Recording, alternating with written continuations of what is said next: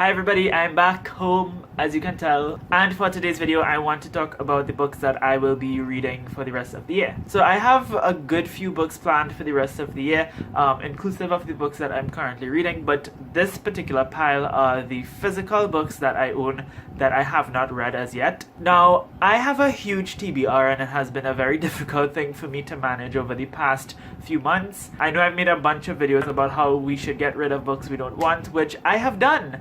And I still have a shit ton of books on my TBR. But I will talk about those a little bit later on in the video. Now I just want to talk about I think it's around 7 physical books, actually 8, but we'll get there. The 8 physical books that I want to read by the end of the year. First up, we have one that I have been neglecting for way too long, and that is The Book of Unknown Americans by Christina Henriquez. This one is about 2 Latin American families living in the United States, and I started this one a very long time ago, got a majority of the way through, and never finished it. So hopefully this time around I actually do finish it. We also have How to Be a Boss by Lily Singh, which is a book that I feel like I really need in my life right now. It is a self-help sort of motivational book that's meant to make you realistically improve your life, which I'm looking forward to, and I love Lily Singh, so I have high hopes for this. Then I have another non-fiction book by an Indo-Canadian author as well, and it is called One Day We'll All Be Dead and None of This Will Matter by Saajid, and this one is just an essay about her experiences as an Indo-Canadian. It's about immigration, it's about race, it's about life, all of those things, and I believe she was a writer for BuzzFeed, so this should be interesting. Next up, we have a book that was really popular last year on BookTube, and it's The Vegetarian by Han Kang, translated from Korean by Deborah Smith.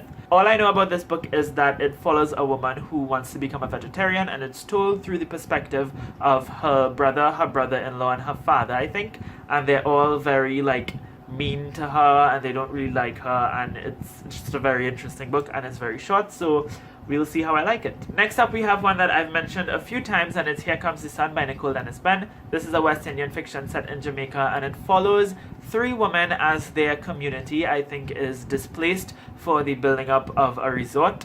It seems like it deals with a lot of issues that are very prevalent towards Caribbean society, and I'm very, very much looking forward to reading this. The next book is also a non-fiction, and it is I Am Judging You by Lovey Ajayi, and this is the Do Better manual. It's essentially like a comical sort of approach to conducting yourselves better and wiser on the internet. I've heard great things. The author seems really funny, and this book also seems like it deals with a lot of great topics, so we'll see what I think of it when I get to it. And finally, we have, strangely enough, the only young adult book on this list, and it is Your Welcome Universe by Whitney Gardner. And all I needed to know about this book was that it's about a deaf Indian graffiti artist.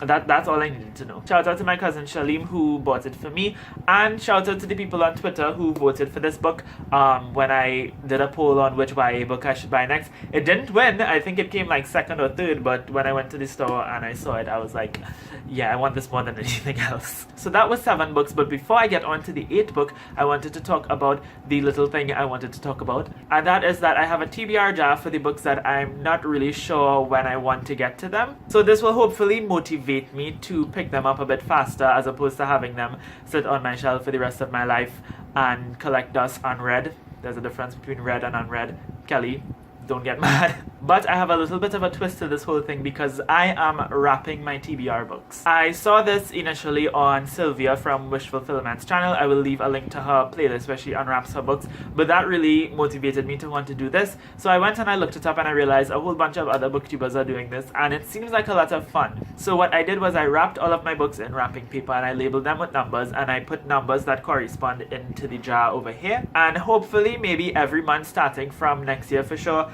I will be picking out 1 or 2 of the numbers from the jar and picking the books and unwrapping them for y'all in like a monthly TBR video or something like that. So you're probably thinking, Saajid, why didn't you just use a regular TBR jar like a normal person? Well, first of all, I'm not a normal person. Secondly, it's easier to write numbers than the full title of books. And thirdly, it's just fun. It's fun to unwrap the books and not know what they are. And I was very surprised when I wrapped the books. I realized that I don't know what the majority of them are. I thought that I was just going to guess what they are by the shape of them. There are a few of them that that I could kind of like, okay, I know which one this is, but for the majority of them, I can't tell, so it's really great. Anyways, I know I said I will be starting this project next year, but I thought that since I have only 7 physical books to get to by the end of the year, I thought that I would just pick out one from the jar and add that to the TBR. So, let's do it.